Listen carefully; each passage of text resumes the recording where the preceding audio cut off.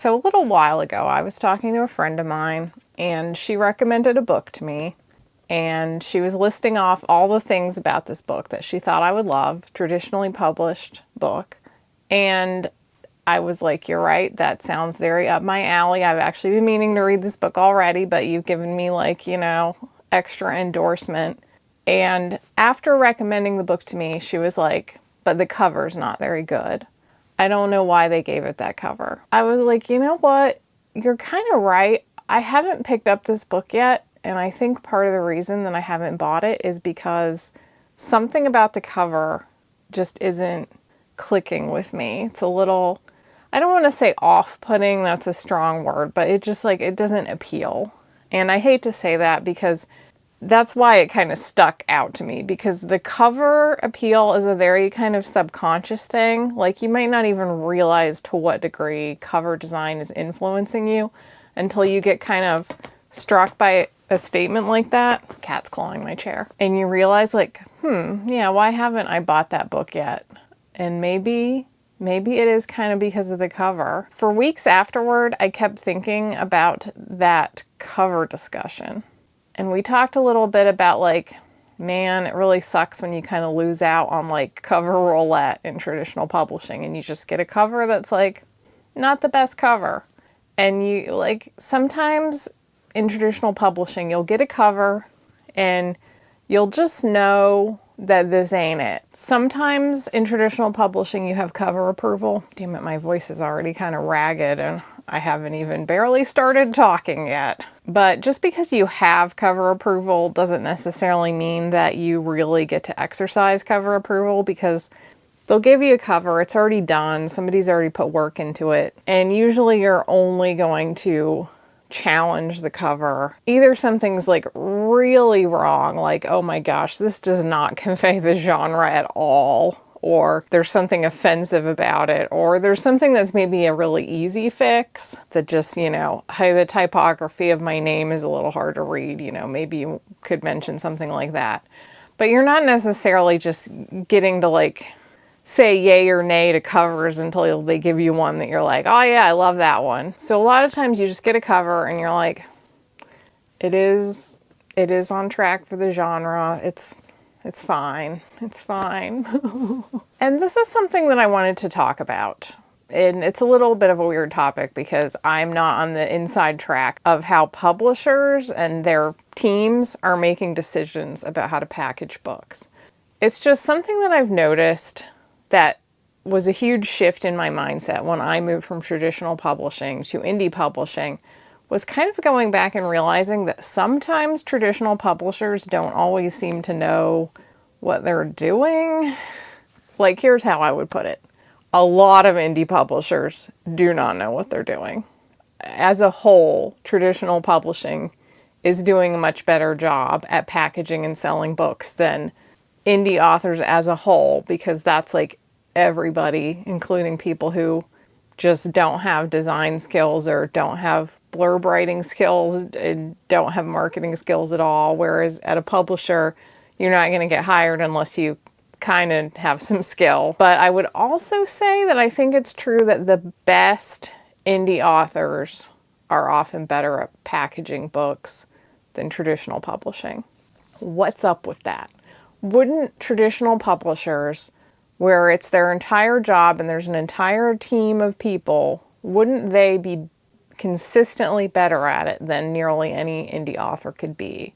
That's what's a little perplexing. Why is it that when you get a cover in traditional publishing, you're probably super nervous waiting to see the cover? And the reason is because a part of you knows your cover might be awful and there won't be anything you can do about it. So that's what I want to talk about today. If you're new here, my name is Lydia Foxglove. I am a fantasy author and I have been making my living as a writer since 2009. I started out in traditional publishing and then moved into indie publishing, so I've experienced the ups and downs of both. And if you've been following this channel for a while, you'll know that I am not really pro or con one or the other. There are definitely benefits and downsides to both types of publishing, and although I have not been traditionally published in over a decade now, I would not necessarily be opposed to being traditionally published again. There are some huge frustrations and some wonderful potentials in both types of publishing. So this is not like a boo on traditional publishing channel, but it is realistic based on the experiences that I have had and I have seen from many author friends over the years. So let's talk about the cover a little bit, the whole concept of a cover. A lot of covers in indie publishing are just not right. And there's a few reasons why indie authors get it wrong. The first is, of course, you have writers trying to steer the ship with cover design, and just because you're a good writer doesn't mean that you're a good cover designer. And even if you hire someone, you have to hire the right person. You have to be able to recognize the correct kind of design that you need for your book and your genre in order to hire the right person. And then, of course, you need to have the budget to do so, which a lot of us do not have. And sometimes you do hire what seems like the right person, but they just don't deliver the right cover for you personally. And you're like, why did they give this other author such a prettier cover? You know, there's still a certain level of uncertainty whenever you have cover design going on. One thing about cover design that is particularly frustrating is you can often tell when something is off, but that doesn't necessarily mean you know what the fix or the alternative would be. You'll just kind of know this is not right. But then whether you're dealing with a cover designer or you're dealing with a publisher, if you try to explain like, here's what needs to happen instead, sometimes you don't know what that is. You're just at the mercy of having a good designer. But the one good thing about indie publishing is that you can really follow cover trends and you can also work very quickly. So if something is on trend now, you can get a cover designed within a few months of that trend actually occurring and make sure the trend hasn't changed. And if you're off track with the trend, you can get a different cover. That is a whole other can of worms price-wise, but it is something I have done and that many indie authors do, is to change the cover now and then if it seems like it's worth doing. But in a broader sense, perhaps the biggest difference with indie publishing is that you have such a direct line to the audience. You can really pay attention to what they're responding to, what covers they like, and what kind of like trends and marketing pitches they like. Disheveled editing, Lydia here. I just wanted to clarify another big difference is that in indie publishing, you'll generally give a cover brief to your cover designer of choice that outlines all the things that you want to see in a cover and gives them like comparable covers.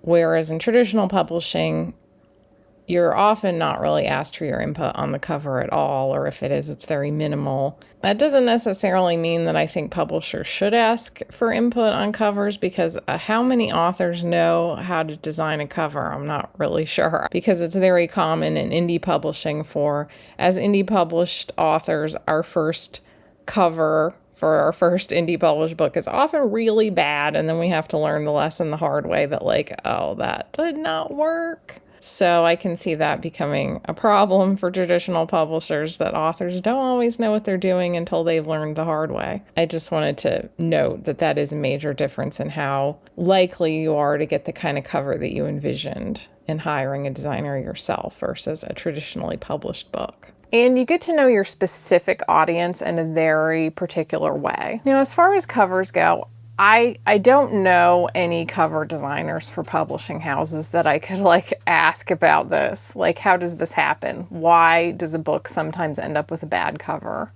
And the main reason this seems to happen is that sometimes in traditional publishing, they don't go with what already seems to be working. They'll kind of take a different direction. And I'm not sure if this comes out of like an impulse to like do something different, or like to design, to put your own stamp on the style of your covers maybe. Obviously, designers are artists too. They don't necessarily, just like we as writers don't always make the best marketing decisions, even when like we might purposefully make bad marketing decisions. I could see that happening with certain designers at publishing houses where they feel like, you know, I'm going to try something a little different with this one, see how it goes. In a broad sense, I don't necessarily hate that. I hate the idea that artists would always be hemmed in to following a genre specifically. But when it's your particular book that they decide to get experimental on and it flops, well, you might hate that. I also wonder if there might be a certain impulse to like not make the book look indie, to make sure the book looks like professional and not like cheap. I'm not sure how well this succeeds or whether this is even an impulse, because there are definitely traditionally published books that kind of do look cheap. And there are also books that look cheap but are super on target for the genre and sell really well. So if you're just trying to sell a book, the thing that I'm always telling indie authors is you need to look at the books in your genre that are selling, and you need to mimic their style. You need to show readers that your book is going to be for the same audience as this other book. You might feel an impulse to get funky with the design, but it is almost certainly going to hurt your sales if you do that. That artist that you hired, their work might be beautiful. They captured your character so perfectly. The mood is great. The colors are great, but it doesn't look like the correct genre, and it's not going to sell. So sometimes I think at traditional publishing houses, they might kind of try to experiment, and sometimes it doesn't work that well. In the case of this book that my friend was recommending to me, while it wasn't terrible, it didn't really have a cover that was on trend for the genre. Like, they went in a different direction, and it doesn't really look like any of the biggest books that would be its comp titles. And that is a bit of a strange choice. Sometimes it can pay off and you get something kind of fresh that readers really flock to, but it's also a risk, and a risk that you're putting on the author. But, you know, design is a weird thing. I think back to my first novel, and the cover was more photo real. It was like a photo of a girl. It was the trend in young adult novels at that time. 2009, US releases of young adult novels in fantasy usually had like a girl in a pretty dress, and it was photographic. But the UK cover was like this illustrated cover, and the US publishing team did not really like the UK cover, from what I understood. They were like, oh, ours is so much better.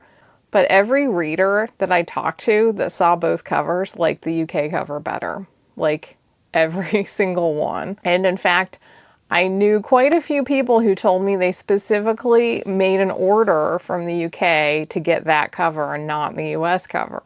So I kind of wonder sometimes if like there can be a tendency for like the collective to decide like, oh, readers like this, they don't like this. And in fact, if they would try another thing, it might actually really pop. So it's possible that when you get a cover that's like seems off trend, maybe they're trying to kind of capture that. But long story short, it is truly a thing that I don't think unpublished authors always realize, that when you get into traditional publishing, you'll often just be given a cover, and sometimes it's not good, and you will know it. And you will go into your publishing career, your debut author journey, or your first big deal or whatever's going on, and you will be saddled with a cover that you already have a sinking feeling about. But another thing that I found curious when I moved into indie publishing was just how I started to reframe my marketing around the tastes of readers. Now, I think that publishing is starting to catch on to this more than they did in the past because of like book talk and the rise of indie authors and indie marketing. It's become so prevalent that it's impossible to ignore. So I think that publishing is starting to pick up tactics from indie publishing. But when I look back on the way that they marketed my traditionally published books, and even the way that they were edited, they didn't necessarily highlight the things that in hindsight, I know that readers would go nuts for. And I'm not just talking big tropes, but even little micro things, like just the things in a book that make you like squee, that are like the most delightful or gripping parts of a book. They don't always highlight the parts that your particular audience would love.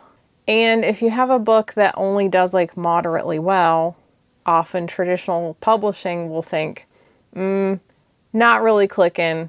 We want her to do something totally different. We want to see if she can hit it with something in a very different genre. Sometimes this can work. other times what it's doing is alienating the audience that you have built up. So I'm not sure if I'm fully explaining this the way that I want to, but I just realized that when I moved to traditional publishing versus indie publishing, how much more control I had over how I shaped my body of work, how I was marketing that body of work, and how I was connecting with the audience that I was attracting through that body of work. And this is an important consideration of indie publishing that I don't think is always talked about quite as much as it should be, is your ability to like shape yourself for a particular audience, like your personal ideal audience. Even when I was writing more to market, I was feeling out what particular part of the market was going to be like my space, my corner of the market, where I would fit in the best and connect the best with readers. Then I was getting like very immediate feedback, like the turnover time from when I would write a book to when I would be publishing it and hearing from my audience was like 4 to 6 weeks. So it was still very fresh in my mind, and then I was getting feedback from readers about what they liked or didn't like, and then I was adapting future books to kind of take into consideration what people were most connecting with. I could poll my audience and find out like, oh, what do you really love or what do you want next from me? And now when I'm writing something more personal, something that's not quite as much to market, as I'm building the audience for that, I am able to maintain a consistent brand, a consistent experience that I'm delivering to readers. So even when the audience is smaller, I'm able to basically find and cultivate my people. And I know there's enough of my people out there to support what I do. Like, I just know that there is, even if it takes longer to find them. My control over my marketing and my whole like persona on social media, how I market my books, how I package my books, I can really tailor it to my particular audience. And when I was in traditional publishing, I never felt like those things were considerations. I never had discussions with like my editor, for example, about like what my whole career would look like. What am I trying to do? What audience are we trying to attract, and how do we market to them? How do we retain them? What would be a good next step for me to keep that audience but expand it?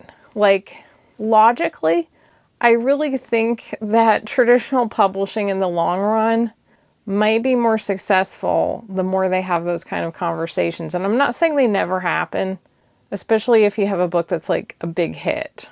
Then your publisher's more invested in you, and I can imagine that maybe those conversations are a little more likely to happen. But from what I've heard, they're really not very common, and also big authors often end up moving to a different publisher anyway. So there's not as much in the way of like long-standing author-editor relationships like there used to be. And I really think that's kind of a shame and kind of a detriment for traditional publishing, for both the publishers and the authors, that they're not really looking at authors as like career building anymore, or thinking about how to shape an author's career and brand over like a long term. If your book flops, you're out of there, or you have to try something really different. You have to mix it up so we can say like, oh, she's moving from her fluffy romance into a thriller or something that's just kind of setting aside your previous failures. And that meant that as an author, I was not really thinking about my audience whatsoever. As I was writing in traditional publishing, the audience felt irrelevant. It was all about pleasing my publishers book to book and making them like bid up my book in an auction scenario, or getting my agent hyped up about my book. It felt like no one was thinking about the end game, the actual reader, like my readers for my first book. There was never any thought of like, who were these people? And what could I put out to retain the readers from my first book, which was a lot of people read that book. I still meet people on this channel now who are like, oh, I read Magic Under Glass. I loved that book when I was a kid. So, I actually had a pretty decent audience for it. And it seems like the logical thing should have been to build on the type of reader that Magic Under Glass attracted, that particular type of romance, historical atmosphere. But instead, with every book I released in traditional publishing, I felt like I had to come up with something different because I hadn't had a hit yet. So I had to try to find a book that would hit with a totally different audience. And the other thing that I noticed in traditional publishing, which again, it's kind of like the readers didn't exist, is that often my editors would seem like they were thinking more about what other industry people would think about a book than readers. What would librarians think? What would the book buyer at Barnes & Noble think? And you know, this makes perfect sense because if the book doesn't get into Barnes & Noble and it doesn't get into libraries, the end game, the reader, is never even going to see it. It's not like your average reader is browsing the catalog of their favorite publisher and being like, ooh, what under the radar thing am I going to find in here? There's very few readers that are in that category. So you've got to get your book out there. You have to please your agent, your editor, the Barnes & Noble book buyer, the librarians, the book reviewers, influencers. You have to please a whole slew of people before you please the actual reader. The very last person on the list is the actual reader. Whereas in indie publishing, the entire middleman is cut out. You are just going author to reader. That's it. You might want to get some influencers in the middle there, but there's not nearly as much of a dividing line compared to traditional publishing. And this particularly affects the mid-list author. When I talk about this, I'm not talking about the book that's on the big prominent display table the minute that you walk into the bookstore. I'm talking about the book that you're finding buried on the shelf, the book that you have to seek out, the book that you heard about in a random recommendation from a friend of yours who said, the cover isn't very good, but the book is.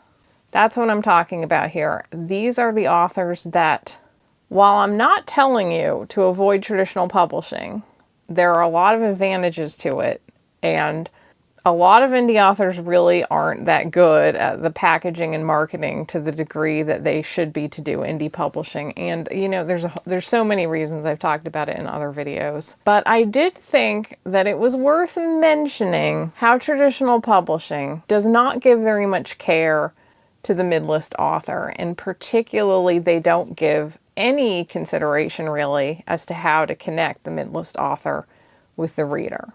It is both understandable because it's profit driven and they have no reason to bother with that if the book doesn't take off. But it is also a real disadvantage of traditional publishing nowadays compared to indie publishing, where you can really fine-tune how you connect with your audience. Plan your career. You can choose your audience.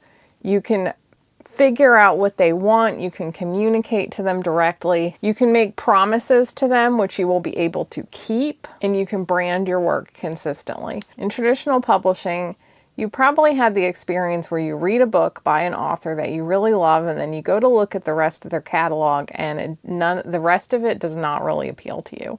That might have been a conscious choice on the part of the author, that they had a very different story to tell. That happens all the time.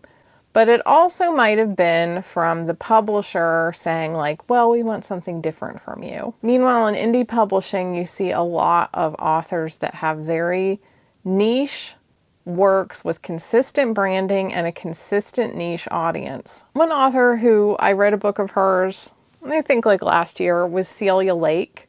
And her thing is writing like historical fantasy set in like World Wars era Britain. They almost have kind of a cozy mystery vibe. She does a lot of like characters that have some kind of like disability, and there's always like a romance. They're almost kind of like cozy mystery romance branding, even though they don't necessarily quite follow like the mystery template completely. At least the one I read, I wouldn't say it was quite like a mystery, but it had like this, a magical puzzle, let's say, that the main characters had to solve together as they fell in love. And I see her books recommended fairly often in cozy fantasy communities, but she's definitely like mid-list indie author. I'm sure she's not like making bank on these books or anything. She's not like super well known, but on the other hand, she's carved out like a niche where her books have consistent branding. They seem to have some consistent sales, consistent fan base. She's getting organic recommendations.